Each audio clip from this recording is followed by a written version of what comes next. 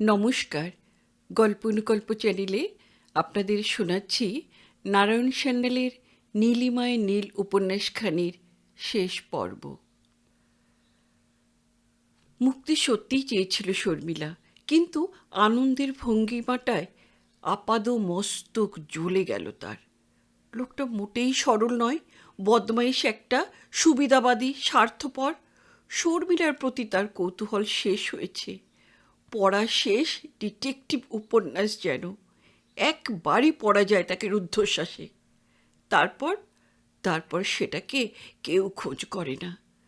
শর্মিলা বাপের বাড়ি থাকুক আর এখানে আনন্দ আপন মনে ইতিহাস চর্চা করুক, কেউ বাধা দেবে না, কেউ বিরক্ত করবে না।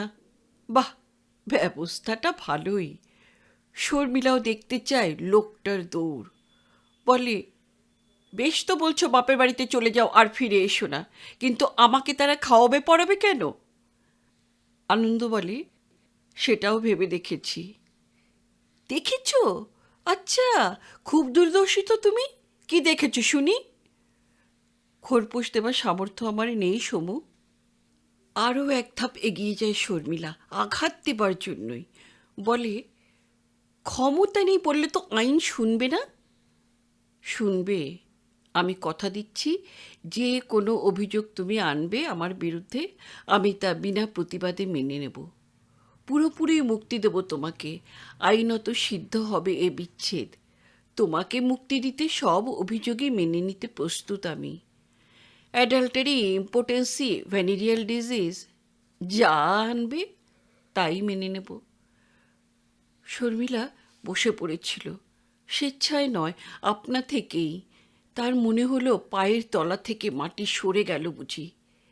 এত ঘৃণা, এতই অসহ্য সে আনন্দের কাছে। কাল রাত্রে আনন্দ যে ডিভোর্সের কথা তুলেছিল, সেটা তাহলে ওর মুখের কথা নয়, মনের কথা।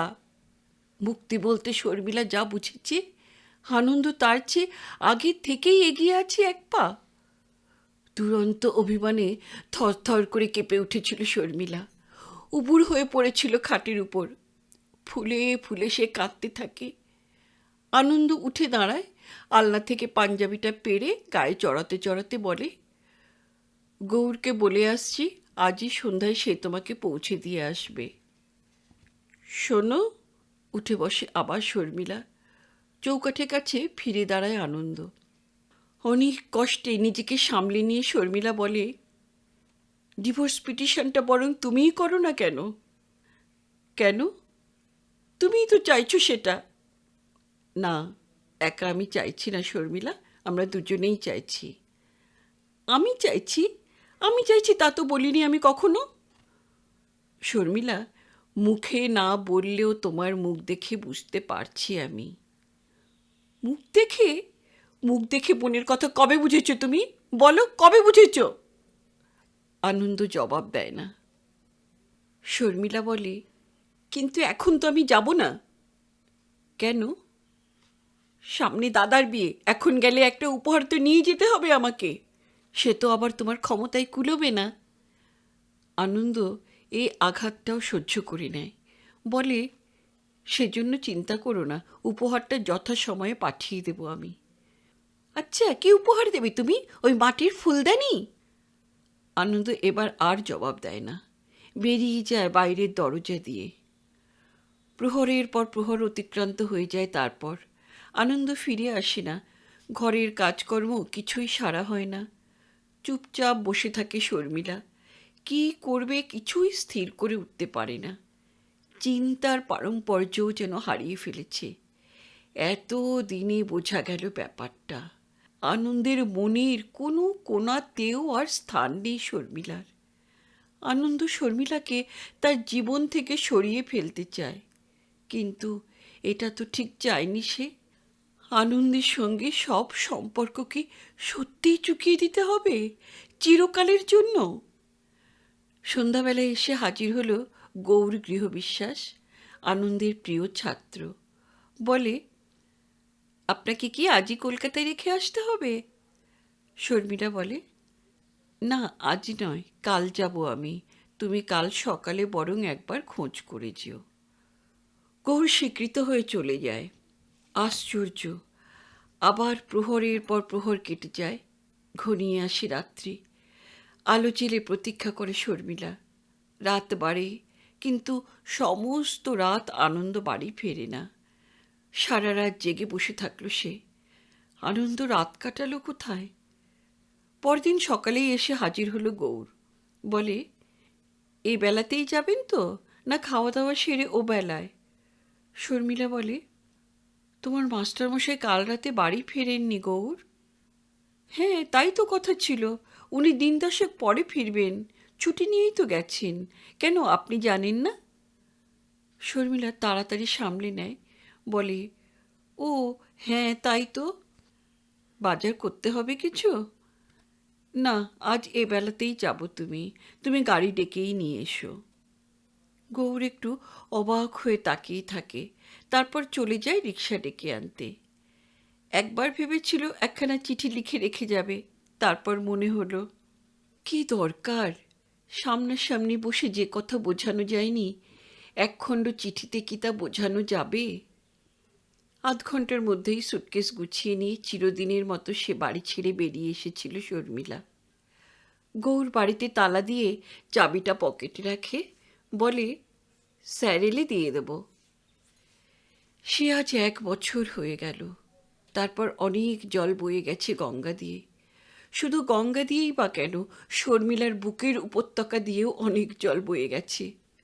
অপরেশের বিয়েতে আনন্দ আসেনি, আসবে না জানাই ছিল, কিন্তু রতন দাদু এসেছিলেন নিমন্ত্রণ রাখতে। বহরমপুর থেকে খবর পেয়ে তিনি এসেছিলেন। আনন্দ তাকে ধরে বেঁধে পাঠিয়েছে বিয়েবাড়ি কলকাতায়। স্বাগতা আহত হয়েছিলেন সবচেয়ে বেশি। একটিমাত্র জামাই, তাকে অপরেশ নিজে গিয়ে নিমন্ত্রণ করে এসেছে, অথচ সে এলো না। শর্মিলা অবশ্য জানতই আনন্দ আসবে না। রতন দাদুকে নিয়ে গিয়ে বসালো ওর ঘরে। রতন দাদু কোটের ভিতর পকেট থেকে বার করে আনেন এক ছড়া জড়োয়া মালা, তুলে দিলেন শর্মিলার হাতে। বলেন, আনন্দ দিয়েছে তোমাকে দিতে মা। হাত বাড়িয়ে মালাটা নিতে হাতটা কেঁপে উঠেছিল শর্মিলার। বাড়ি ভর্তি লোকজন, তবু নিম্নকণ্ঠে বলেছিল, এ যে অনেক দাম দাদু, এসে কোথায় পেল? রতন দাদু চারদিকে একবার দৃষ্টি বুলিয়ে নিয়ে বলেছিলেন, সে অনেক কথা দিদি, আর দামের কথা বলছো? স্যাকরা নিয়েছে 1250 টাকা, কিন্তু ও জিনিসটার দাম তার চেয়েও অনেক অনেক বেশি। কথাটার শেষ দিকের ইঙ্গিতটাতে শর্মিলা গুরুত্ব দেয়নি। প্রথমার্ধটাই তাকে একেবারে বিহ্বল করে দিচ্ছিল। বলে, 1250 টাকা এসে পেল কেমন করে? রতন দাদু মাথা নেড়ে বলেন, সব কথা তো এখনো বলতে পারবো না দিদি, কিন্তু তুমি বিয়ে মিটে গেলেই ফিরে যেও মা। আনন্দের শরীর ভালো নয়, একদম ভালো নয়। শরীর শর্মিলারও ভালো ছিল না। স্বাগতা ওকে নিয়ে গিয়েছিলেন ডাক্তারের কাছে। সেখানে তাকে ধমক খেতে হয়েছে। শর্মিলাকে অনেক আগেই নাকি নিয়ে আসা উচিত ছিল ডাক্তারের কাছে। সে রক্তাল্পতায় ভুগছে। শর্মিলা সেসব প্রসঙ্গ তুলল না, বললে, কেন, কি হয়েছে তার? রতন দাদু ঢোক গিলে থেমে যান। আনন্দকে তিনি শেষ দেখে এসেছেন হাসপাতালে। সেখানে তাকে তিনি কথা দিয়ে এসেছেন, এখানে সব কথা বলবেন না। আনন্দ বারে বারে তাকে দিয়ে কবুল করিয়ে নিয়েছিল বিয়ে বাড়িতে তার দৃষ্টিহীনতার কথা প্রকাশ করে দেবেন না। তবু সব কথা গোপনই বা করে যান কি করে? না, বিশেষ কিছু নয় মা, তবু হাজার হোক, সেটাই তো তোমারই নিজের বাড়ি। শর্মিলার ঠোঁট দুটি কুঁচকে যায়। বলে, নিজের বাড়ি, যার চাবি থাকে আপনার নাতির ছাত্রের পকেটে? রতন দাদু ব্যাপারটা বুঝতে পারেন না, তবু তিনি কিছুটা আন্দাজ করেই এসেছিলেন। ওদের স্বামী স্ত্রীতে যে একটা মনোমালিন্য চলছে তা অনুমান করেছেন তিনি। বলেন, রাগ করিস না দিদি, সেখানে 57 জুটুক আর উপবাসী করিস, সেই তো তোর নিজের বাড়ি। বুঝলি মা, ফিরে যাস, ফিরে যাস। শর্মিলার চোখ দুটো জ্বালা করে ওঠে। বলে, পরামর্শটা কি আপনার, না তিনিই বলে পাঠিয়েছেন আপনাকে দিয়ে? এবার স্পষ্টই আহত হয়েছিলেন বৃদ্ধ, অপ্রস্তুত হয়েছিলেন। মনে হলো বড়লোকের মেয়ের কাছে এতটা প্রগল্ভ না হলেই পারতেন। সামলে নিয়ে বলেন, না না না, সে কিছু বলেনি মা, তাকে তো চিনি, মরে গেলেও সে তোমাকে বিরক্ত করবে না মা। শর্মিলা বলে, সাকান্ন আর উপবাসটা তো রইলই দাদু অঙ্গের ভূষণ হয়ে। আপাতত দুদিন ভালো মন্দ খেয়ে নিই বাপের বাড়িতে। রতন দাদু চুপ করে গেলেন। আজও ভাবে শর্মিলা কেন সব কথা গোপন করে গিয়েছিলেন সেদিন রতন দাদু। কেন খুলে বলেননি শর্মিলাকে যে আনন্দ হাসপাতালে পড়ে আছে তখন? সে কি শর্মিলার ওই কড়া কথাগুলোর জন্য অভিমানী, নাকি আনন্দকে প্রতিশ্রুতি দিয়ে এসেছিলেন বলে? অথবা তিনি ভেবেছিলেন সংবাদটায় বিবাহবাড়ির আনন্দ উৎসবে একটা বিপর্যয় দেখা দেবে। কেন যে তিনি গোপন করেছিলেন তা আজও জানে না শর্মিলা, কোনো দিনই আর জানা যাবে না। কিন্তু এটুকু জানে যে সেদিন রতন দাদু অন্তত জানতেন আনন্দ চিরদিনের মতো দৃষ্টি খুইয়েছে। চোখের শিরা ছিঁড়ে গেছে তার, প্রাণে বেঁচেছে এই যথেষ্ট। হাসপাতাল থেকে সে ফিরে আসবে একদিন, কিন্তু চোখের ব্যান্ডেজ খুলে দিলেও আর আনন্দ কোনো দিন এই আলোয় ভরা দুনিয়ায় ফিরে আসবে না। তার বাকি জীবনটা অন্ধকারে ঢেকে গেছে চিরদিনের জন্য। রতন দাদু তখনও জানতেন না আনন্দের চোখ খোয়ানোর চেয়েও মর্মন্তুদ সংবাদটা। আনন্দ সে কথাটা বলেনি রতন দাদুকে, সে তার আত্মহত্যার কথা। আত্মহত্যা নয়, আত্মার হত্যা। অপরে সেই নববধূর জন্য এই জড়োয়া হারটা কিনে দিতে সে 1000 টাকা খরচ করেছে। এত ভালো উপহার কেউই দেয়নি নববধূকে। শর্মিলা সবার উপরে টেক্কা দিয়েছে সেদিক থেকে। হার ছড়া সে সকলকে দেখিয়েছে সগর্বে। উপহারের দাম জিজ্ঞেস করে নাকি এটিকেটে বাঁধে, অথচ কৌতূহল প্রবল। অনেকেই কানে কানে প্রশ্নটা করেছে শর্মিলাকে। শর্মিলা হেসে কানে কানেই বলেছে, বলবেন না কাউকে, 18.5। চোখ কপালে উঠেছে শ্রোতার। প্রতি প্রশ্ন করেছে কেউ, তবে যে শুনেছিলাম কলেজের অধ্যাপক। শর্মিলা হেসে বলেছে, ভুল শোনেননি, কিন্তু আমার শ্বশুর স্কুল মাস্টারি তো করেননি, বহরমপুরে সামান্য কিছু জমি জায়গা কিনেছেন। ও বুঝেছি বুঝেছি, তাই বুঝি কর্তার হাতে এতদিনে এসেছে জমিদারি কম্পেনসেশনের টাকা? শর্মিলা স্মিত হেসেছে। একটাও মিছে কথা না বলে স্বামীর সম্মান, মায়ের মর্যাদা রক্ষা করেছে। অথচ কিসের যেন গ্লানিতে, ক্লান্ত অবসাদে মাঝে মাঝে ছুটে পালিয়ে গেছে নিজের ঘরে। বালিশে মুখ গুঁজে রুদ্ধ কান্নাটাকে গলা টিপে মেরেছে, যাতে বিয়ে বাড়ির কেউ না টের পায়। বিয়ে মিটে গেল, বৌভাতও মিটল। স্বাগতা এসে জানতে চাইলেন আসল কারণটা। প্রেজেন্টেশনটা দেখেই তার মত বদলে গেছে। মিসেস খান্ডেলওয়ালা, মেজর গুপ্ত, ব্যারিস্টার বোস, রুস্তমজি, গোয়েঙ্কা সকলেই উচ্ছ্বসিত প্রশংসা করে গেছেন মালা ছড়ার। বলেছিলেন, এবার একবার জামাই আনতে গাড়ি পাঠায়। কি বলিস সমু, রাগারাগি করে এসেছিস নাকি? চিঠিপত্র দেয় তো? শর্মিলা তখন খুলে বলেছিল সব কথা। সব কথা নয়, আসল কথাটা সে তখনও জানতই না। জেনেছিল অনেক পরে, একেবারে ঘটনাচক্রে। সেদিন কি জানি কেন ওর মনটা ভালো ছিল না, হাতে কাজ ছিল না কোনো। পুরনো কাগজপত্র ঘাঁটতে ঘাঁটতে হঠাৎ বের হয়ে পড়ল ন্যাশনাল লাইব্রেরির কার্ডখানা। মনটা কেমন করে ওঠে। শর্মিলা চলে এসেছিল সেই ন্যাশনাল লাইব্রেরিতে। ভেবেছিল কাটিয়ে আসবে একটা অলস সন্ধ্যা সেই স্মৃতিবিজড়িত রেন্ট্রি গাছের তলায়। সেখানেই হঠাৎ দেখা হয়ে গেল গৌরের সঙ্গে। একটা বই হাতে সে বেরিয়ে আসছে লাইব্রেরির চওড়া সিঁড়ি দিয়ে। ওকে দেখে শর্মিলা খুব খুশি হয়ে ওঠে। এগিয়ে যায় ওর কাছে। গৌর আনন্দের প্রিয় ছাত্র, প্রায়ই আসতো আনন্দের কাছে পড়াশুনোর কাজে। শর্মিলার সঙ্গেও তার একটা সম্বন্ধ গড়ে উঠেছিল, উমার সঙ্গেও। শর্মিলাকে সে দিদি বলে ডাকত। অথচ সে সেদিন ন্যাশনাল লাইব্রেরিতে শর্মিলাকে দেখেও না দেখতে পাওয়ার ভান করে। কিন্তু শর্মিলা ওকে এড়িয়ে যেতে দেয় না, এগিয়ে এসে বলে, গৌর, দিদিকে চিনতেই পারছো না নাকি? গৌর দুটি হাত তুলে নমস্কারের ভঙ্গি করে জবাব দেয়, না। পাশ করেছ তো? অনার্স পেয়েছিলে? গৌর মুখটা নিচু করেই বলে, পেয়েছিলাম। কোন ক্লাস? সেকেন্ড। খাওয়া পাওনা হয়েছে তাহলে বলো? গৌর জবাব দেয় না। শর্মিলা একটু অবাক হয়, বলে, এমএ পড়ছো তো? কোথায় আছো?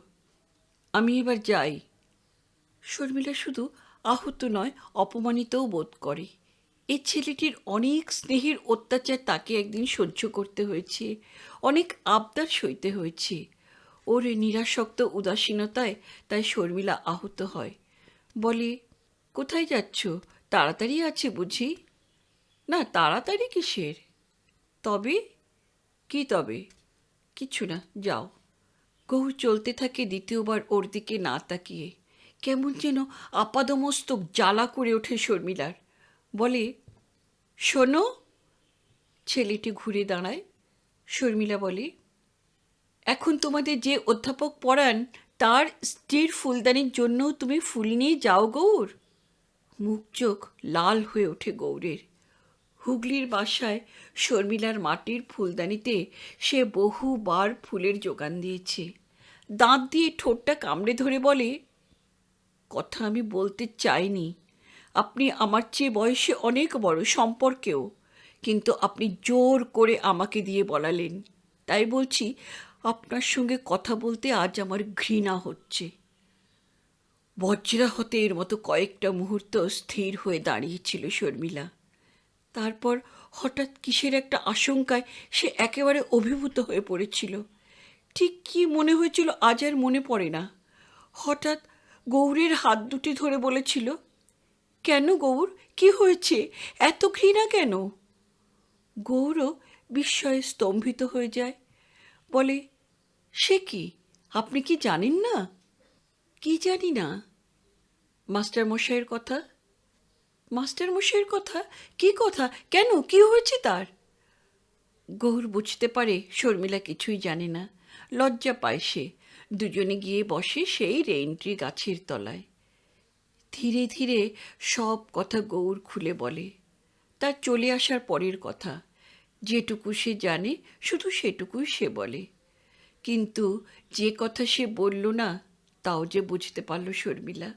দুঃখে বেদনায় সে একেবারে নীল হয়ে গেল। সেখানেই প্রথম সে জানল আনন্দ দৃষ্টিহীন। শুধু তাই নয়, আনন্দ স্বেচ্ছায় সজ্ঞানে এ আত্মহত্যা করেছে। আত্মহত্যা নয়, আত্মার হত্যা।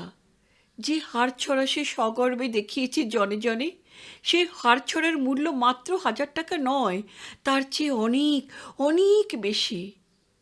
শর্মিলাকে বাপের বাড়ি পাঠিয়ে ওই হারটা কিনতে গিয়ে অমানসিক পরিশ্রম করেছিলেন গৌরীর মাস্টারমশাই। ওই হারটির বিনিময়ে তাকে লিখে দিতে হয়েছিল দ্বাদশটি জাগর রাত্রির যন্ত্রণার ইতিহাসের একটি প্রশ্নোত্তরের বই, যার লেখক হিসেবে নাম ছাপা হয়েছে বিশ্ববিদ্যালয়ের একজন স্বনামধন্য অধ্যাপকের। গৌর এ কাহিনীর উপসংহারে বলেছিল, আর সবচেয়ে বড় ট্র্যাজেডি কি জানেন দিদি? ওই নোট বইটা দেখলেই আমার কান্না পায়। অথচ ওই বইটা পড়েই এই পরীক্ষায় পাশ করেছি আমি। আমি আজও ভেবে পাই না কেন এমন ছোট কাজটা করলেন মাস্টারমশাই। এইসব নোট বইয়ের উপর তার আন্তরিক ঘৃণার কথা আর কেউ না জানুক, আমি তো জানি। আর তিনি নিজেই শেষ পর্যন্ত তাই লিখলেন, তাও আবার বেনামে। ছি! মাইজি, এ মাইজি! ধর্মড়িয়ে উঠে বসে শর্মিলা।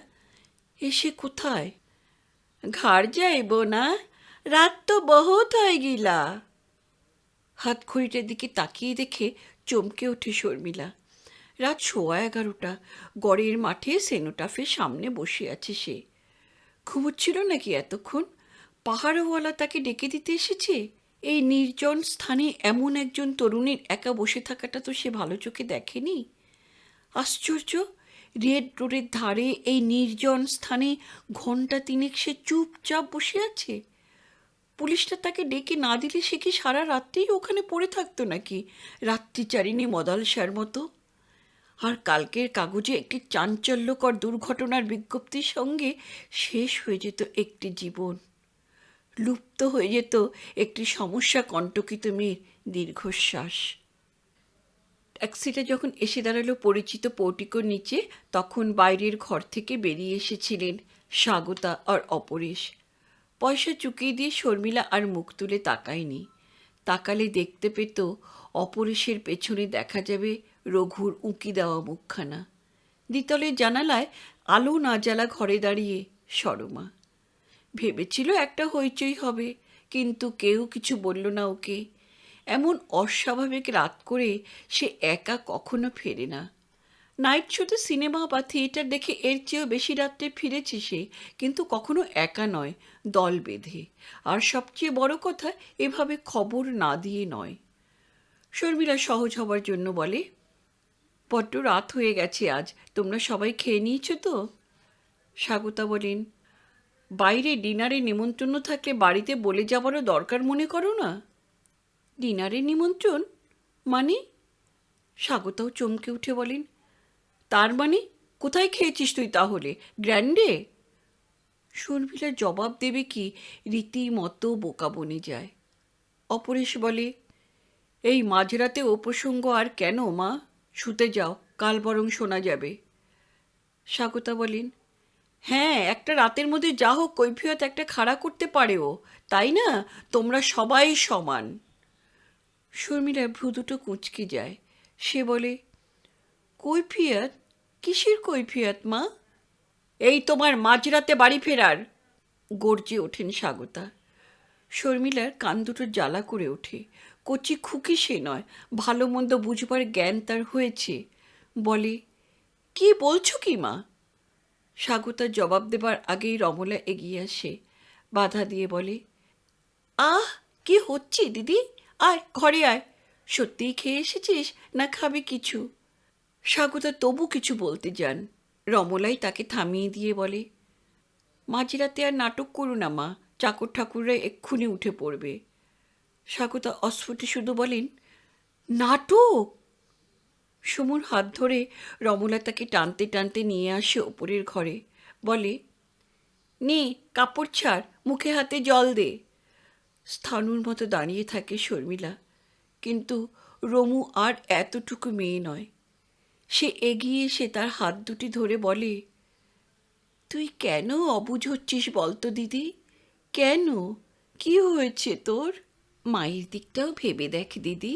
সারাটা দুপুর ধরে ভালো মন্দ 5 পদ রাঁধালেন ঠাকুরকে দিয়ে, কি না বিকাশদা খাবে। তারপর তুই তাকে আনতে গেলি আর মাঝরাতে ফিরে এলি একা। কিন্তু সে না এলে আমি কি করব? কি করবি তাও কি তোকে বলে দিতে হবে? হয় বাড়িতে এসে খবর দিবি, নয় গ্র্যান্ড হোটেল থেকেই তো একটা ফোন করবি। শর্মিলা চুপ করে থাকে। কথাটা রমু অন্যায় বলেনি, তারই দোষ। ওকে চুপ করে থাকতে দেখে রমলা আবার বলে, রাত 10টা পর্যন্ত আমরা সবাই মিলে নানান জাতের দুর্ভাবনায় ডুবেছিলাম জানিস। দাদা এয়ার ইন্ডিয়ায় ফোন করলো, তখন জানলো প্লেন নিরাপদে পৌঁছেছে। তোর অফিসে ফোন করে শোনা গেল বেলা 3টের সময় তুই বেরিয়ে গেছিস। ব্যাস, আর কোনো খবর নেই। প্রায় 10:30টার সময় বিকাশদা ফোন করে জানালেন তিনি গ্র্যান্ডে উঠেছেন আর তুই কোন বান্ধবীর বাড়িতে গেছিস, কার বুঝি জন্মদিনের নিমন্ত্রণ রাখতে। রমু বলল, কার জন্মদিন রে দিদি? তুই চিনবি না, বলে শর্মিলা তাড়াতাড়ি ঢুকে পড়ে বাথরুমে। বাতি নিভিয়ে শুয়ে পড়ার পর অন্ধকার ঘরে আবার সেই পুরনো প্রসঙ্গটা তুলল রমলা। বললে, দিদি ঘুমোলি? না, ঘুমোইনি রে। কেন? আমাকে সব কথা খুলে বলতে পারিস না দিদি? কি কথা? সব কথা? এই তুই এখন কি ভাবছিস? বিকাশদার সঙ্গে কি কথা হলো? কেন সে হোটেলে উঠল? শর্মিলা মুহূর্তেই মনস্থির করে ফেলে। একজনের কাছে বুকের বোঝা নামিয়ে দিতে পারলে মানুষ শান্তি পায়, মানুষ সহানুভূতির কাঙাল। আনন্দের সব কথাও একদিন রমলাকে খুলে বলেছিল, শুধু বলতে পারেনি যা বলা যায় না। আনন্দ অন্ধ হয়ে গেল কেন? মনে আছে এমনি আর একটি আলো নেভা রাত্রির অন্ধকারে মন উজাড় করে দিয়েছিল রমুর কাছে, হাসপাতাল থেকে ফিরে এসে। সেদিনও রুদ্ধ কান্নায় বুকের ভিতরটা পাষাণ হয়ে উঠেছিল। সেদিনও সে সহানুভূতির কাঙাল হয়ে পড়েছিল। বিধাতার দেওয়া প্রথম আশীর্বাদটিকে সে বুকে পায়নি। সেই বঞ্চিত মাতৃত্বের বেদনায় সেবার কথা বলতে পেরেছিল রমলাকে। সব শুনে রমলা বলেছিল, কিন্তু কিসের আকর্ষণে আনন্দদা ছুটে গেল অমন করে বই লিখতে? শর্মিলা জবাব দেয়নি, মনে মনে বলেছিল, আকর্ষণে নয় রে রমু, আকর্ষণে নয়, বিকর্ষণে। আর সেটাই তো আমার ট্র্যাজেডি। স্বাগতা কিন্তু খুশি হয়েছিলেন। হাসপাতাল থেকে ছেলে কোলে করে ফিরে এলে বরং বিব্রত হতেন তিনি। ছেলে? হ্যাঁ, ছেলেই তো হয়েছিল ওর। 7.5 পাউন্ড ওজন ছাড়া আর কিছু জানে না সে তার ছেলের কথা। চোখেও দেখতে দেয়নি ওকে। এ কি ওর কম দুঃখ? আচ্ছা, আনন্দ কি জানে? উমার কাছে সে নিশ্চয়ই শুনেছে কিছুটা। তার পরের খবরটা জানবার আর তার কৌতূহল নেই? এতই পর হয়ে গেছে সে। স্বাগতা কিন্তু দুঃখিত হননি এক তিলও। তার মনে হয়েছিল সমু রক্ষা পেয়েছে বন্ধনের হাত থেকে। ভগবান রক্ষা করেছেন সমুকে, বলেও ফেলেছিলেন সে কথা। এবং সে কথা শুনেই প্রচণ্ড ঘৃণায় মুখ বাঁকিয়েছিল শর্মিলা। স্বাগতা নিশ্চয়ই ভেবেছিলেন দ্বিতীয়বার বিবাহ করার সময় ওই এক ফোঁটা সত্তাটাই হয়ে পড়ত প্রচণ্ড বাধা। কিন্তু শর্মিলা তো সে কথা ভাবেনি। দ্বিতীয়বার বিবাহের কথা তখন তার দূরতম স্বপ্নেও ছিল না। তখনও ওর বঞ্চিত মাতৃত্ব। বলবি, বলবি সব কথা আমায়? আবার তাগাদা দেয় রমু। শর্মিলা মন স্থির করে ফেলে, হ্যাঁ বলবে, সব কথাই সে খুলে বলবে রমলাকে। মনটা হালকা করার জন্য নয়, সেই রমুর মধ্যে একজন সত্যিকারের হিতাকাঙ্ক্ষিনীর সন্ধান পেয়েছে। রমু আর ছেলে মানুষ নয়, সে যেন সমুরই দ্বিতীয় সত্তা, 5 বছর আগেকার সমু। সে ওর কাছে এখন সাহায্য চায়, সহানুভূতি চায়, পরামর্শ চায়। অন্ধকার ঘরের এই এক সুবিধা, মনের কথা যদি কাউকে খুলে বলতে চাও, অন্তরের অন্তরতম বেদনাকে রূপ দিতে চাও, তাহলে নিভিয়ে দাও ঘরের বাতি। মনের কথা কারো মুখের দিকে চেয়ে বলা যায় না। চোখকে নিষ্কৃতি দাও, চক্ষু লজ্জাও চোখ বুঝবে তাহলে। একটি একটি করে সব কথাই খুলে বলল শর্মিলা। সব শুনে রমলা বলে, কিন্তু বিকাশদাকে নিয়ে তুই কি সুখী হতে পারবি দিদি? শর্মিলা প্রতি প্রশ্ন করে, তোর কি মনে হয়? আমার? অন্ধকারের মধ্যেই শোনা যায় রমুর কণ্ঠস্বর। আমার তো মনে হয় না। না আনন্দদা, না বিকাশদা, কেউই সুখী করতে পারবে না তোকে দিদি। কেন? আরে একজন অত্যন্ত আইডিয়ালিস্টিক আর একজন অত্যন্ত প্র্যাগমেটিক। একজন উদারা, একজন তারা। তোর স্কেলে ওরা কেউই গাইতে পারবে না, বুঝলি? এত দুঃখেও হাসি পায় সমুর। কি কথা বলার ঢং! হেসে শর্মিলা বলে, তাহলে তুই কি বলিস? এই বুড়ো বয়সে তাহলে মুদারা খুঁজে বেড়ায় পথে ঘাটে? রমু গম্ভীর হয়ে বলে, তুই হাসছিস দিদি, আমি কিন্তু সিরিয়াস। শর্মিলা কোনো ক্রমে হাসি চেপে বলে, তাহলে আমি কি করব? বিকাশ তাকে ছেড়ে দিবি। বেচারি কাঁদবে যে। কাঁদবি না, কাঁদবি না, আমিই তো আছি। আমি ওকে নিয়ে ইলোপ করব, তুই পারবি না। আমার পাল্লায় পড়লেই না ওর জালিয়াতি শেষ হয়ে যাবে। সমু হেসে বলে, তা তো হবে, কিন্তু আমার কি হবে? তুই বহরমপুরে ফিরে যা, বুঝলি দিদি, ওই অন্ধ মাস্টারের খপ্পরে। রমু জবাব দেয় না। কি হলো, কথা বলছিস না যে? আমার একটা প্রশ্নের সত্যি জবাব দিবি দিদি? বলেই দেখ না, আনন্দদার সঙ্গে তোর মূল বিরোধটা কিসের? হুম, কাঁচা পেঁয়াজ দিয়ে পান্তা ভাত। ওকে বাধা দিয়ে রমলা আবার বলে, প্লিজ দিদি, আজকে আমার সব কথা ওভাবে উড়িয়ে দিস না তো। আনন্দদার সংসার যে সচ্ছল নয় তা তুই বিয়ে করবার আগেই জানতিস। তুই আমার মতো সেন্টিমেন্টাল খামখেয়ালি নোস। সব দেখে শুনিয়ে ভেবে চিনতে তবেই তো আনন্দদাকে বিয়ে করেছিলি। আনন্দদার উপার্জনের স্বল্পতা যে কারণ নয় তা আমি জানি। আসল কারণটা যদি না বলতে চাস বলিস না, কিন্তু বাজে ব্লাফ দেবার চেষ্টাও করিস না। কিন্তু ও যে অন্ধ হয়ে গেছে এটা তো। আবার ওকে বাধা দিয়ে রমু বলে ওঠে, তাই তো জানতে চাইছি আমি। কিন্তু আনন্দদার যখন চোখ ভালো ছিল তুই তো তখনই চলে এসেছিলি। এবার জবাব দেয় না শর্মিলা। রমলা আবার বলে, আচ্ছা, আর একটা কথা জবাব দে তো। ধর, যদি আজ খবর পাস আনন্দদার দৃষ্টিশক্তি ফিরে পেয়েছে, তাহলে তুই কি করবি দিদি? শর্মিলা বলে, এমন অ্যাবসার্ড হাইপোথিসিসের কি জবাব দেব রমু? তবু দে না। একটু ভেবে নিয়ে শর্মিলা বলে, তাহলে আবার ফিরে যাই বহরমপুরে। সত্যি বলছিস? সত্যি বলছিস দিদি? সত্যিই বলছি রে। শুধু তাই কেন, যদি সে দৃষ্টি ফিরে নাও পেয়ে থাকে, যদি জানতে পারি সে আমাকে আজও। হঠাৎ চুপ করে যায় আবার। থামলি কেন? রমু তাগাদা দেয়। সেসব ভেবে আর কি হবে রমু? কথাটা তার শেষ হয় না, পট করে বেড সুইচ জেলে দেয় রমলা। ও কি হলো, কি করছিস? রমলা উঠে বসে, বলে, তাহলে এই চিঠিখানা পড়। চিঠি? কার চিঠি? উঠে বসে শর্মিলাও। বালিশের তলা থেকে একখানা খাম বার করে রমলা বলে, তোরই চিঠি, সেই কালকে চিঠিখানায় উদ্ধার করেছি দাদার জামা কাপড় ডাইং ক্লিনিংয়ে পাঠাতে গিয়ে।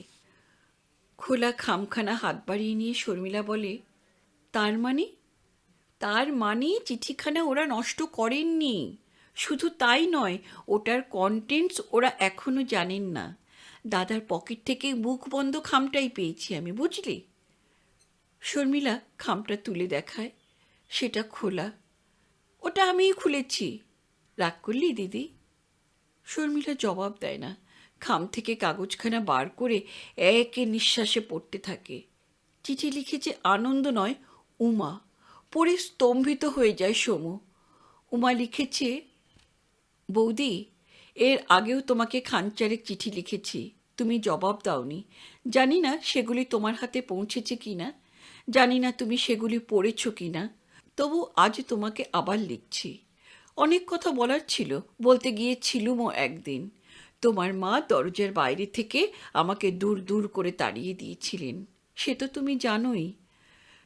তোমাকে আমি ঘৃণা করি বৌদি, আন্তরিক ঘৃণা। তোমাকে চিঠি লিখবার কোনো ইচ্ছা আমার ছিল না। লিখতে হচ্ছে দাদার নির্দেশে। তিনি জানতে পেরেছেন তুমি আবার বিয়ে করছো এবং তার আগে বিবাহ বিচ্ছেদের জন্য দরখাস্ত করেছো। অত্যন্ত দুঃখের কথা, দাদা ক্রমশ তার দৃষ্টিশক্তি ফিরে পাচ্ছেন। ডাক্তারবাবুরা বলেন হয়তো কয়েক মাসের মধ্যে সম্পূর্ণ দৃষ্টি ফিরে পাবেন তিনি। তাই আমাকে তিনি বলেছেন তোমাকে চিঠি লিখে জানাতে, তুমি যেন দাদার অন্ধত্বের কারণ দেখিয়ে ডিভোর্সের আবেদনপত্র পেশ করো না, কারণ তাহলে সে অনুমতি পেতে মুশকিল হবে তোমার। তোমার মতো দাদাও যে মুক্তি চায়। তাই ছোট বোন হয়ে লিখতে আমার মাথা কাটা যাচ্ছে, তবু দাদার নির্দেশে লিখেছি। তুমি আবেদনপত্রে লিখো দাদা পিতা হবার উপযুক্ত নন। দাদা সে অভিযোগ স্বীকার করে নেবেন। আমার চিঠিখানা পড়েই পুড়িয়ে ফেলো, আর কাউকে দেখিও না। কোর্টে এ চিঠি পৌঁছলে বা এর কোনো সাক্ষী থাকলে হয়তো ডিভোর্স পেতে অসুবিধা হবে তোমার। সম্পর্কে তুমি আজও বড়, তাই পত্র শেষে প্রণাম জানালুম। ইতি উমা। চিঠি পড়া শেষ করে চুপ করে বসে থাকে শর্মিলা। রমলা বলে, আশ্চর্য মানুষ কিন্তু আনন্দদা, যেন মানুষ নয়, আগাথা ক্রিস্টির একটা চরিত্র। সমু ওর কথায় কান দেয়নি। সে ততক্ষণে মন স্থির করে ফেলেছে। বলে, এই চিঠির কথা আর কে কে জানে রে? আর কেউ পড়েছে? না। দাঁতে দাঁত চেপে সমু বলে, রমু, তোকে খুলেই বলছি, সেবার তোকে না বলে বাড়ি থেকে পালিয়েছিল। তখন তুই ছোট, আজ আর তুই ছোট নস। কাল সকালে আবার আমি বেরিয়ে যাব, আর ফিরব না। তুই মা দাদাকে। বাধা দিয়ে রমু বলে, সে কি রে, বহরমপুর যাবি? যাব না বলিস কি? চড়িয়ে পড়বি না তো দিদি? ভালো করে সব দিক ভেবে দেখেছিস তো? দেখেছি রে, দেখেছি রমু। আমাকে মুক্তি দিতে যে মানুষটা এত বড় বোঝা মাথায় তুলে নিতে পারে। রমলা অবাক হয়ে বলে, কি বললি? বলছি যে আমাকে মুক্তি দিতে যে লোকটা এত বড় কলঙ্কের বোঝা। আবার ওকে বাধা দিয়ে রমলা বলে, তুই একটা গাড়ল, সেফ ইডিয়েট। বোকার মতো তাকিয়ে থাকে শর্মিলা। বলে, মানে তুই ভেবেছিস তোকে মুক্তি দেবার জন্য ওই কথা লিখেছে আনন্দদা? না তো কি। উফ, তোর মতো মূর্খ দেখিনি দিদি। এ শুধু একটা ফাঁদ পেতেছে আনন্দদা, আর তুই সেই ফাঁদে পা দিচ্ছিস। তার মানে? তার মানে তার মানে ধর তুই ওইভাবে দরখাস্ত করলি। ধর আমি বিবাদী পক্ষের উকিল, তোকে জেরা করছি, আপনি কি অমুক নার্সিংহোমে অমুক তারিখে ভর্তি হয়েছিলেন? কি বলবি তুই? সমু চুপ করে বসে থাকে। ন্যাচারালি তুই বলবি হ্যাঁ, কারণ সেটা ফ্যাক্ট। তারপর আবার আমি প্রশ্ন করব, সেখানে আপনার কি একটি মৃত সন্তান হয়েছিল? তুই এবার কি বলবি? হসপিটাল রেকর্ডকে কোঅপারেট করা ছাড়া তার উপায় নেই। আমার তৃতীয় প্রশ্নের জবাব দে এবার, সেই সন্তানের পিতাকে। শর্মিলা এবারও জবাব দেয় না। রমলা হো হো করে হেসে উঠে বলে, তোকে মুক্তি দেবার জন্য সরল আত্মভোলা অধ্যাপক মশাই কলঙ্কের বোঝা মাথায় তুলে নিচ্ছেন। না রে, ভালো মানুষই প্রেমে পড়েছিলি দিদি।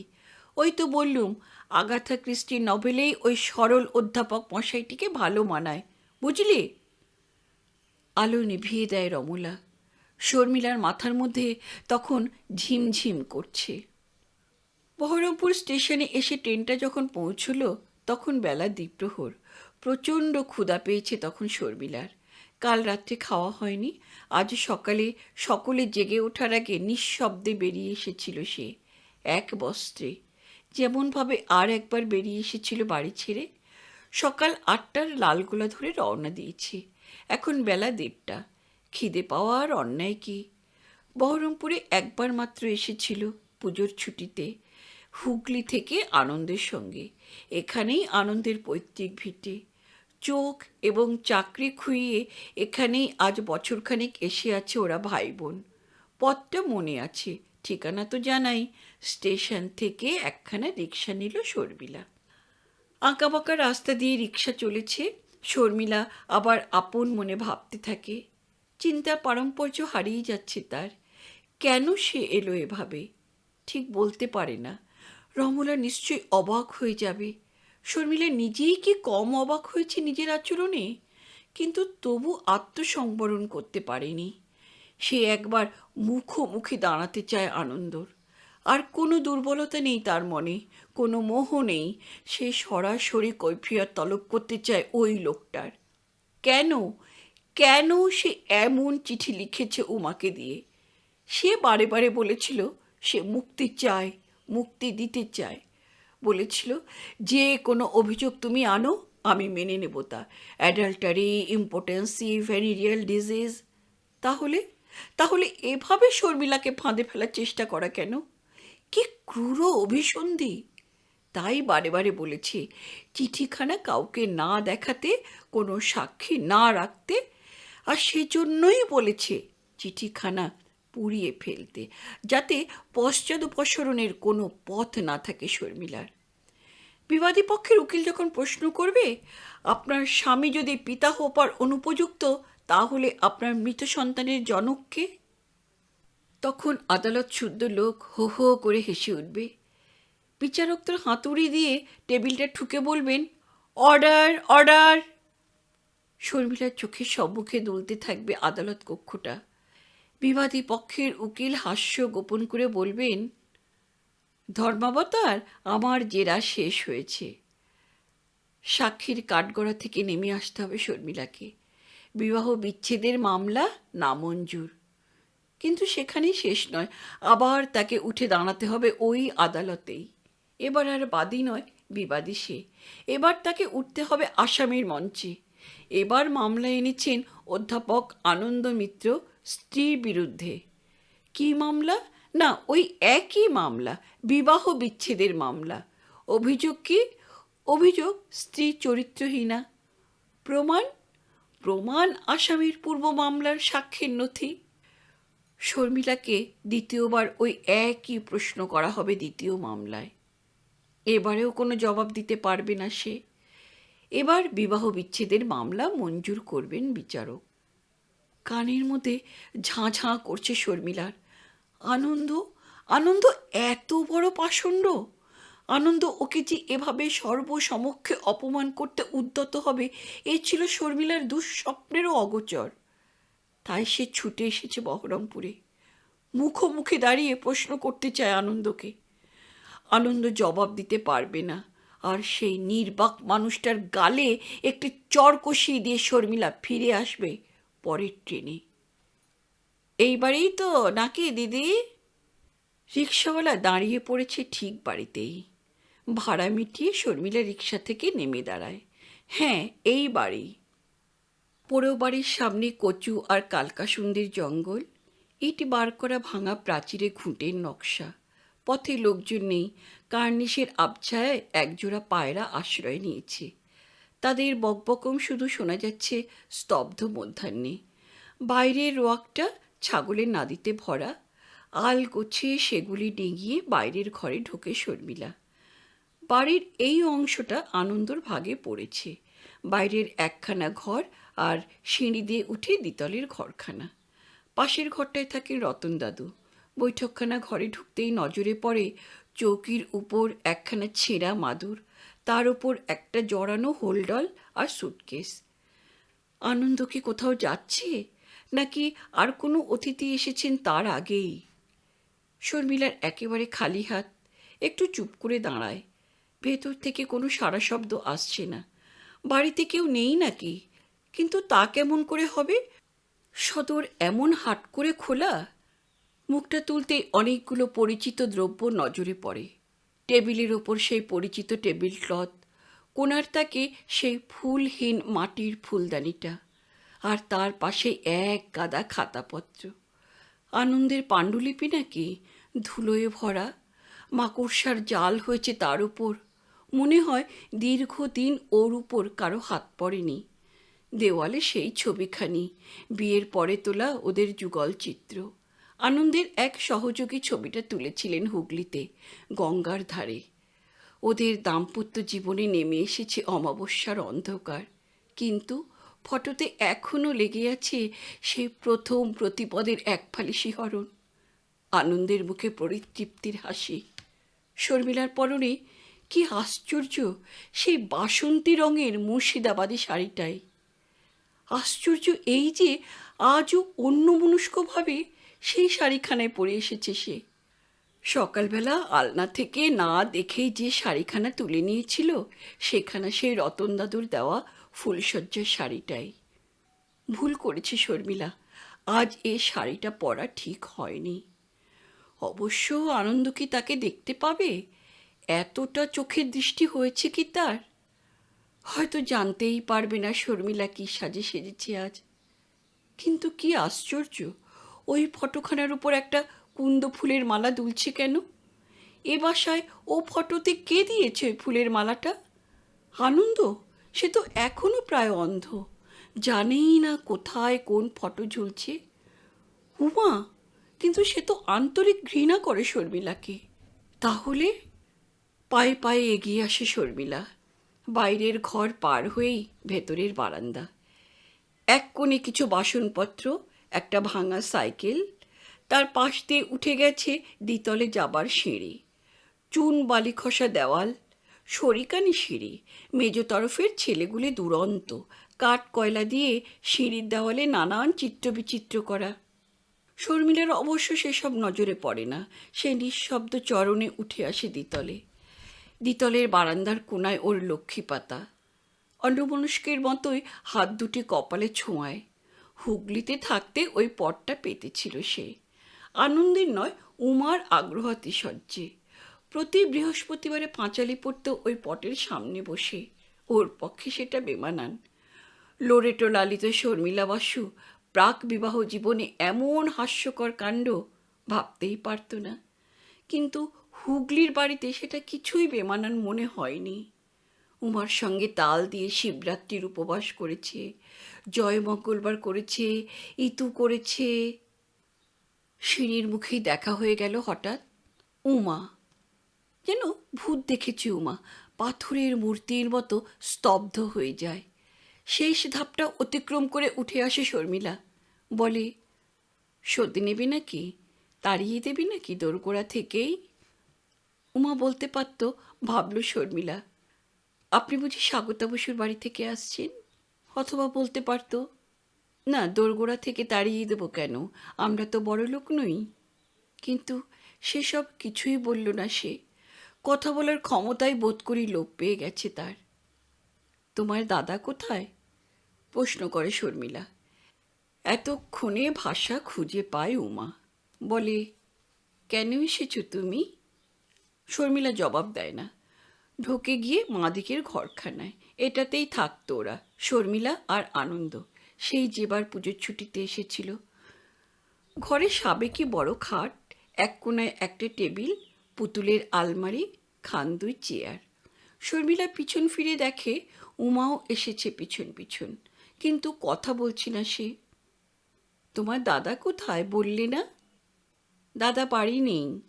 শর্মিলা হাসে, বলে, এতটা পথ এসেছি তার সঙ্গে দেখা করে যাব বলে। সত্যিই যখন সে বাড়িতে নেই তখন অপেক্ষায় করি। বলে নির্বিকারে গিয়ে বসলো একখানা চেয়ারে। আবার বলে, তুমি অবশ্য বাড়ি থেকে তাড়িয়ে দেবার কথা বলনি, দিলেও আমাকে গিয়ে বসে থাকতে হতো বাইরের রাস্তায় যতক্ষণ না সে বাড়ি ফেরে। উমা সাহস সঞ্চয় করে বলে, কিন্তু কিন্তু এখন তার সঙ্গে তোমার কি সম্পর্ক? শর্মিলা খিলখিল করে হেসে উঠে বলে, এত বড় ব্যারিস্টারের মেয়েকে এমন বেফাঁস কথাটা বললে উমা? রেজিস্ট্রি ম্যারেজের সম্পর্ক কি কারো খেয়াল খুশিতে উপে যায়? ক্রমশ স্বাভাবিক হয়ে আসে উমা, বলে, কিন্তু আমার প্রশ্নটা তুমি জবাব দাওনি, কেন এসেছো তুমি? শর্মিলা বলে, সে কথাটা আমি তাকেই বলতে চাই, তোমার দাদাকেই বলবো। উমা হঠাৎ কাতর স্বরে বলে, বৌদি, আমার একটা কথা শুনবে তুমি? কাল তুমি এলে কথা বলতুম না, কিন্তু আজ আর না বলে পারছি না। একটা দিনের মধ্যে সব কিছু বদলে গেছে। তুমি তুমি এক্ষুনি চলে যাও, দাদার সঙ্গে দেখা করো না, তাতে কারো কোনো লাভ নেই। সবচেয়ে বড় ক্ষতি হবে তোমার বৌদি, তোমার পায়ে পড়ি, তোমার পায়ে পড়ি, তুমি এক্ষুনি চলে যাও। শর্মিলা দুরন্ত বিস্ময়ে উঠে দাঁড়ায়। হঠাৎ উমারে ভাবান্তরে সে রীতিমতো বিচলিত হয়ে পড়ে। বুঝতে পারে কিছু একটা হয়েছে, ভীষণ কিছু। কি সেটা? এগিয়ে এসে বলে, কেন, কি হয়েছে উমা? সে আমি বলতে পারবো না, অত কথা বলার সময়ও নেই। তুমি আর দেরি করো না, এক্ষুনি দাদা ফিরে আসবে। শর্মিলা দৃঢ়স্বরে বলে, কিন্তু কেন আমাকে চলে যেতে বলছো? না জেনে তো আমি যাব না। তাছাড়া আমিও যে জানতে চাই একটা কথা, কেন তোমার দাদা আমাকে অমন চিঠি লিখেছিল? হঠাৎ দুহাতে মুখ ঢেকে উমা বলে, সব মিথ্যে বৌদি, সব মিথ্যে, সব মিছে কথা লিখেছিলাম আমি, দাদা নয়, আমি লিখেছিলাম। শর্মিলা এগিয়ে এসে ওর মুখ থেকে হাতটা সরিয়ে নিয়ে বলে, কি মিছে কথা উমা? বলো, সব কথা বলো, আমাকে খুলে বলো। শর্মিলা দেখে উমার দুটি চোখ জলে ভরে এসেছে, তবুও ওর চোখে চোখ রেখে বলে, দাদার দৃষ্টি ফিরে পাওয়ার কথা, দাদা আর কোনো দিন দেখতে পাবে না বৌদি। বুকের মধ্যে মোচড় দিয়ে ওঠে শর্মিলার। দাঁতে দাঁত চিপে বলে ও, ও। উমা নীরবে কাঁদছে। শর্মিলার কিন্তু সেজন্য কোনো সহানুভূতিও জাগে না। শান্ত সমাহিত কণ্ঠে বলে, তাহলে সে ও কথা লিখতে বলল কেন? উমা আবার তার মুখখানা তুলে বলে, বললাম তো সব মিছে কথা। দাদা বলেনি লিখতে বৌদি, আমি নিজেই লিখেছি ও সব কথা। শর্মিলা বলে, তাই? কিন্তু কেন? কেন লিখেছিলে মিছে কথা? এবার জবাব দিতে দেরি হলো উমার। শর্মিলা একটু কঠিন স্বরে বলে, কই বললে না ছোট বোন হয়ে এমন অশ্লীল জঘন্য কথাটা কেন লিখলে তুমি? উমা বোধ করে মন স্থির করে মুখ তুলে তাকায়, বলে, হ্যাঁ বলবো, সব কথাই বলবো তোমাকে, কিন্তু কথা দাও দাদার সঙ্গে দেখা করবে না তুমি? শর্মিলা এবারও জবাব দেয় না। উমা স্পষ্ট গলায় স্বীকার করে, বলে, মিছে কথা লিখেছিলুম তোমার উপর শোধ নিতে। ভেবেছিলুম। কি ভেবেছিলে? আমার মাথা তখন ঠিক ছিল না বৌদি। দাদা অন্ধ হয়ে গেল, না খেতে পেয়ে আমরা মরছি, আর তুমি আবার বিয়ে করতে যাচ্ছ শুনে আমার মাথা খারাপ হয়েছিল। আমি চেয়েছিলাম তোমাকে অপদস্থ করতে। শর্মিলা বলে, থাক বুঝেছি, কিন্তু বারে বারে কেন বলছো যেন আমি তোমার দাদার সঙ্গে দেখা না করি? ওই তো বললাম, আজ আমার মন বদলে গেছে। আমাদের আশ্রয় আহার দুয়েরই ব্যবস্থা হয়েছে। আমি তোমাকে ক্ষমা করেছি আজ। মাস্টারমশাই একটি দিনে আমাকে একেবারে বদলে দিয়েছেন। তার যুক্তি আমি মেনে নিয়েছি। তুমি আবার বিয়ে করো বৌদি, তুমি সুখী হও, আমার আর কোনো খেদ নেই। মাস্টারমশাই, তার দেখা কোথায় পেলে তুমি? কাল রাত্রে তিনি এসেছেন আমাদের নিয়ে যেতে। শর্মিলার মনে পড়ল নিচে বাইরের ঘরে একটা হোলডল আর সুটকেস দেখে এসেছে বটে। উমা আপন মনে বলতে থাকে, মাস্টারমশাইয়ের কথাই মেনে নিয়েছি আমি। আমাদের এই দুঃখের জীবনের সঙ্গে তোমাকে আজ জড়াবো না আমরা। দাদার কথাই ঠিক, তুমি বিয়ে করো, সুখী হও, কিন্তু আর দেরি করো না বৌদি। লক্ষ্মীটি, এক্ষুনি দাদা ফিরে আসবে। তুমি এবার যাও বৌদি, যাও, দাদা যেন না জানতে পারে তুমি এসেছিলে। কেন? কি হবে তাহলে? কেন মিছি মিছি দুঃখ দেবে তাকে? সে কি করেছে তোমার? বুঝলাম না। বুঝে কাজও নেই তোমার বৌদি, তুমি ওঠো, তুমি এখন যাও। ম্লান হেসে শর্মিলা বলে, তাড়িয়েই দিচ্ছ তাহলে? হ্যাঁ দিচ্ছি, তোমার ভালোর জন্যই দিচ্ছি বৌদি, তোমার ভালোর জন্য। সেই ভালোটা কি তাই তো জানতে চাইছি এতক্ষণ উমা। আমি এসেছি জানতে পারলে কেন তোমার দাদা দুঃখ পাবে, তা না জেনে তো আমি যাব না উমা। তুমি তুমি বোঝো না বৌদি? না। কি? কি বুঝি না? বিচিত্র হেসে উমা বলে, দাদা নয়, তুমি, তুমি অন্ধ বৌদি, তুমি অন্ধ। তার মানে তোমার দেওয়া সব আঘাত সত্ত্বেও দাদা আজও তোমাকে তেমনি ভালোবাসে বৌদি। তোমার আবার বিয়ের দিন স্থির হয়েছে। তোমার ভাবি স্বামী তোমাকে নেবার জন্য কাল দিল্লি থেকে এসেছেন। তুমি কাল দমদমে গিয়েছিলে তাকে রিসিভ করতে। তুমি বিবাহ বিচ্ছেদের আবেদন করছো, সবই দাদা জানে। তবু দাদা আজও তোমাকে ঘৃণা করতে পারে না বৌদি, ভুলতে পারে না। বলে যাও। আর কি বলবো? এরপর তুমি এসেছো জানলে সে কি আর স্থির থাকতে পারবে? সে যা পাগল মানুষ তা তো তুমি জানোই। হয়তো হয়তো সে, না না না না, তোমার আশাটা ভুলই হয়েছে বৌদি। কিন্তু সে যে অন্ধ সেটা তো জেনে আমি আসিনি। হয়তো আমি এসেছিলাম থেকে যাব বলেই। উমা একটুক্ষণ চুপ করে থাকে, তারপর বলে, যাক, এখন তো জানলে তার দৃষ্টিশক্তি ফিরে আসেনি। এখন তো বুঝছো যে এখানে তোমার থাকা কিছুতেই সম্ভবপর নয়। কেন মিথ্যে জড়িয়ে পড়বে ফের?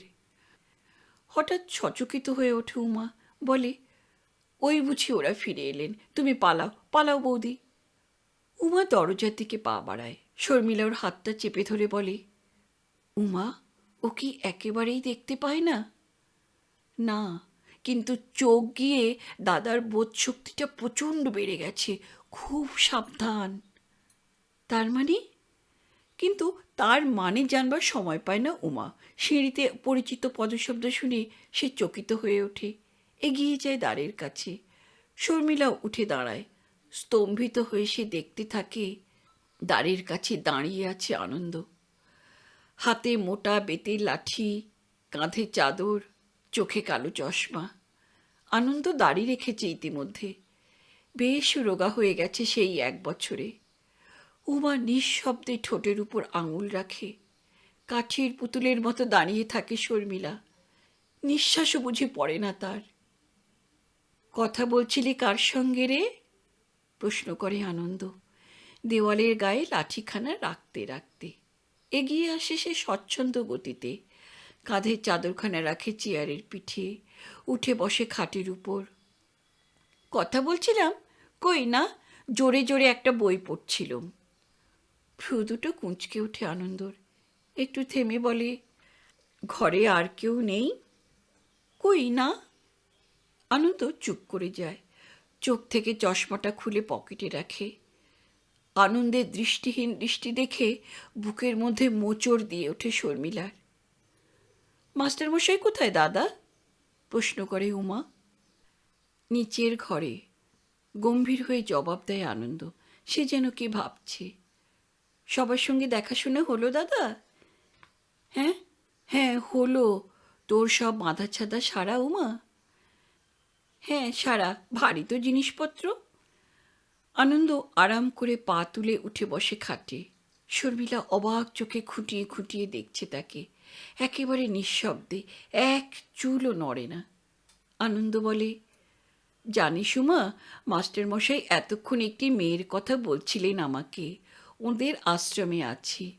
পোলিও হয়ে 2টি পাই অবশ হয়ে গেছে বাচ্চাটির। পা দুটি গেছে, কিন্তু বুদ্ধিটা প্রখর হয়ে উঠেছে বয়স অনুপাতে। ভারী অভিমানী মেয়ে। ওর বাপ আবার বিয়ে করেছে, বিমাতা ওকে দেখতে পারে না। মেয়েটি বাড়ি যাবার নামও করে না। তার দায়িত্বটাই তোকে নিতে হবে বিশেষ করে, বুঝলি? কত বয়স হবে তার? ঠিক জানি না, 8-10 বছর হবে। মিঠুয়া বুঝি নাম। 2 দিন ধরে সে অনশন করে আছে, বুঝলি? কেউ তাকে কিছু খাওয়াতে পারছে না। বুকের মধ্যে মোচড় দিয়ে ওঠে শর্মিলার। মিঠুয়ার কোঁকড়ানো চুলে ঘেরা অভিমানী মুখখানা স্পষ্ট মনে পড়ে যায়। কেন অনশন করে আছে কেন? সে আর এক ইতিহাস। সমুকে ওই মেয়েটা তার মরা মায়ের মতো ভালোবেসেছিল। তার সমুর বিয়ে ঠিক হয়েছে তো, সে চলে যাবে শুনে। শর্মিলার দিকে তাকিয়ে উমা বুঝতে পারে ব্যাপারটা। তাড়াতাড়ি আনন্দকে থামিয়ে দিয়ে বলে, দাদা ও কথা থাক। কেন থাকবে কেন? ও গল্প এখন ভালো লাগছে না। আনন্দ ম্লান হাসল, বলে, বেশ, তাহলে মিঠুয়ার কথা থাক। শর্মিলার কথাই বলি। তার সম্বন্ধেও অনেক কথা বললেন মাস্টারমশাই। না না দাদা, তার কথাও থাক। এ কি তোমার গল্প করার সময়? যাও স্নান করে এসো, তোমার হলে তারপর মাস্টারমশাইকে পাঠাবো। আনন্দ বলে, স্নান করে আসবো? তা বেশ। হ্যাঁ রে, জবাকুসুম তেল আছে তোর কাছে? জবাকুসুম? না তো, হঠাৎ জবাকুসুম কেন? মাথায় মাখবো, বড্ড ধরেছে মাথাটা, বুঝলি? তা জবাকুসুমে মাথা ধরা সারে, সে কথা তোমাকে কে বলল? মাথা ধরার ওষুধ আছে আমার কাছে, নিয়ে আসবো? এই ঘরে আছে? না নিচে, নিয়ে আসবো নাকি? যা নিয়ে আয়। উমা ইঙ্গিতে শর্মিলাকে ডাকে, সঙ্গে যেতে বলে। যেতে হলে আনন্দের সামনে দিয়েই যেতে হয়। আনন্দের সামনে খোলা জানালা। শর্মিলা বিকলাঙ্গদের সান্নিধ্যে অনেক দিন কাটিয়েছে। অন্ধদের প্রখর সংবেদনশীল ইন্দ্রিয় সম্বন্ধে তার প্রকৃষ্ট ধারণা আছে। সে জানে আনন্দ এবং খোলা জানালার মাঝখান দিয়ে নিঃশব্দ চরণেও সে যদি চলে যায়, তবু আনন্দ বলে উঠবে, কে যায়?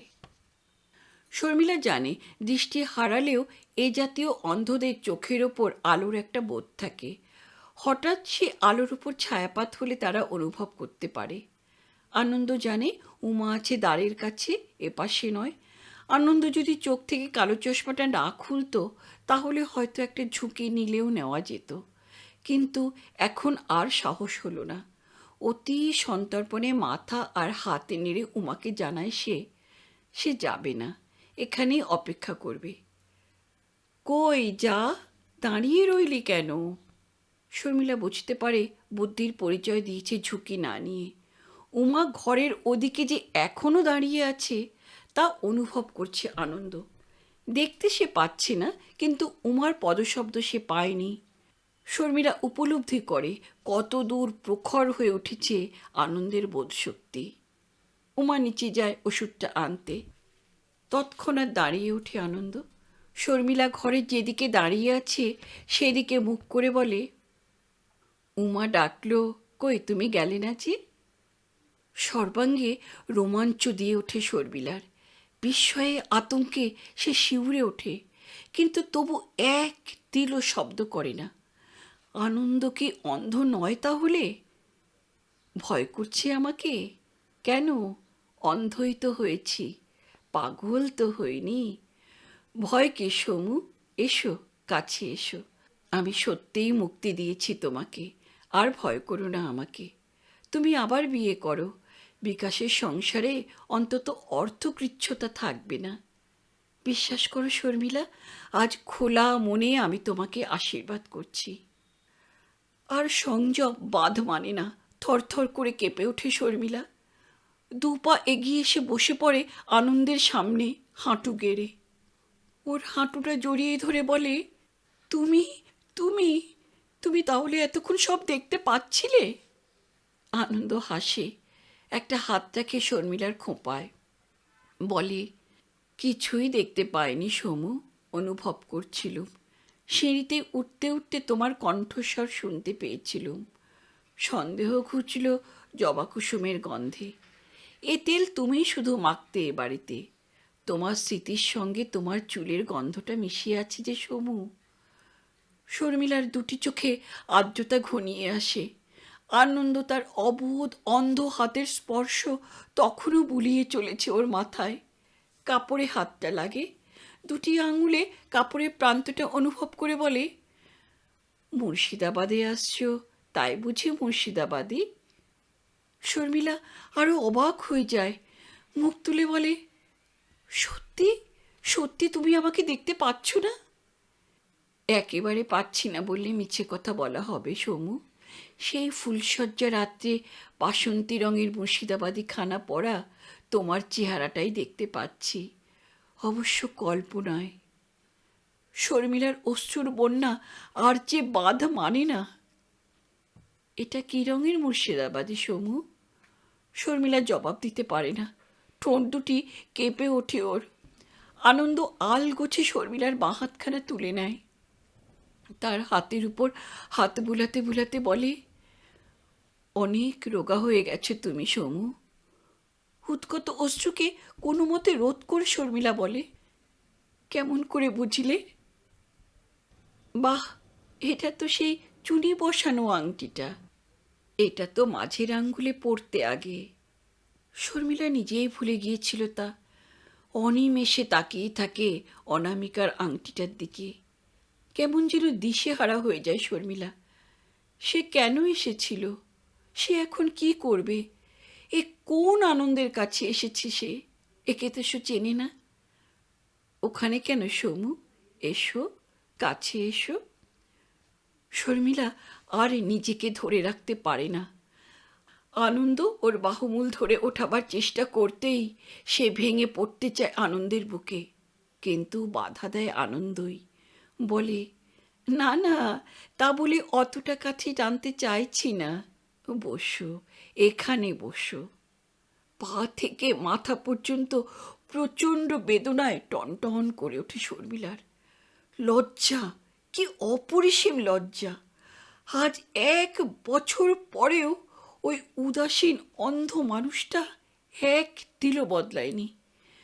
আজও সে শর্মিলাকে দু হাতে শুধু দূরেই ঠেলে দিতে চায়।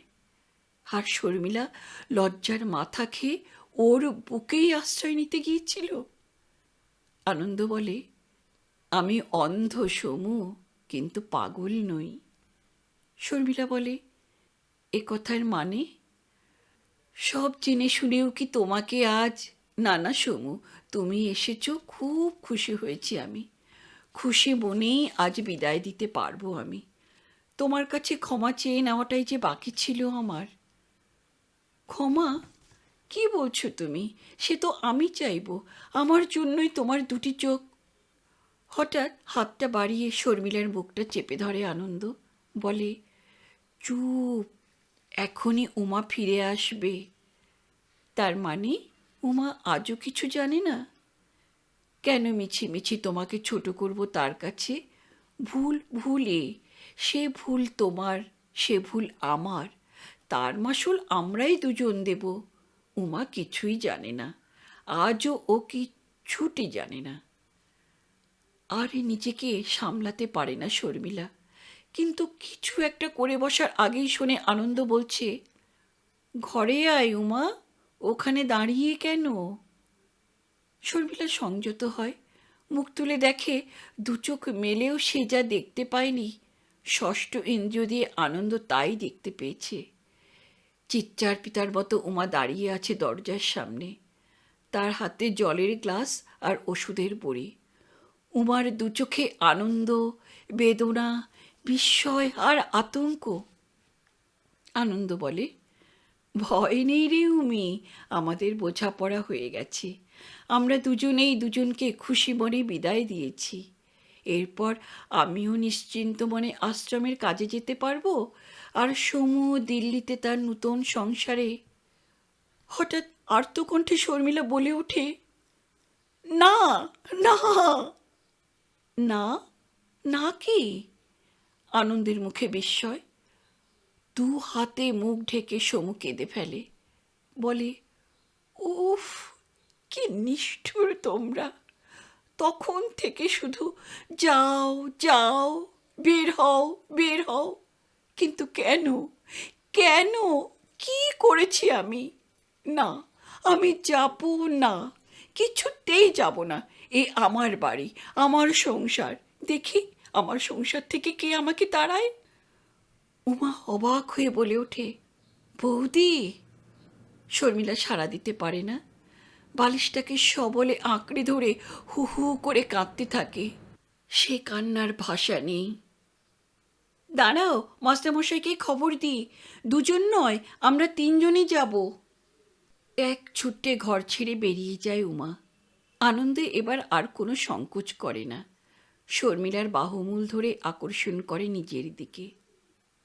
প্রচণ্ড উত্তেজনায় সর্বাঙ্গ থরথর করে কাঁপছে সমর, প্রতিটি রোমকূপে জেগেছে শিহরণ। কে বলে আনন্দ অন্ধ? এত দিনে সে দেখতে পেয়েছে শর্মিলার সত্য স্বরূপ। শর্মিলার প্রেম, শর্মিলার ভালোবাসা, শর্মিলার নারীত্ব এত দিনে সার্থকতার পথ খুঁজে পেয়েছে। একান্ত নির্ভরতায় সে আত্মসমর্পণ করে আনন্দের বাহুবন্ধনে। আনন্দ ওর কানে কানে বলে, এ যে আমি স্বপ্নেও ভাবিনি মিতা, এ যে আমি এখনো বিশ্বাস করতে পারছি না। শর্মিলা কথা বলতে পারে না, তার সর্বাঙ্গ কিন্তু মুখর হয়ে জবাব দেয় এ প্রশ্নের।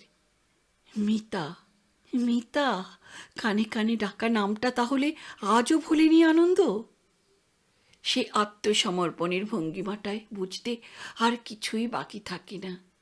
সমুর অশ্রু আর্দ্র অধরষ্টে একটি ক্ষমা সুন্দর চিহ্ন এঁকে দিয়ে আনন্দ বলে, মিতা, আমার মিতা, আমার মধু মিতা। বন্ধুরা, বর্তমান কঠিন পরিস্থিতিতে আপনাদের সুস্থতা কামনা করি। নিশ্চয়ই আপনারা সবাই খুব সাবধানে থাকছেন। সময় সুযোগ পেলে আমার গল্প শোনার জন্য অনুরোধ রইল। যদি আপনাদের ভালো লাগে তাহলে একটু লাইক করে দেবেন, একটু কমেন্ট করে দেবেন, আর যারা নতুন বন্ধু তারা সাবস্ক্রাইব করে দেবেন। সবাই ভালো থাকুন, সবাই সুস্থ থাকুন, এটাই এখন সবার আগে বলবার। নমস্কার।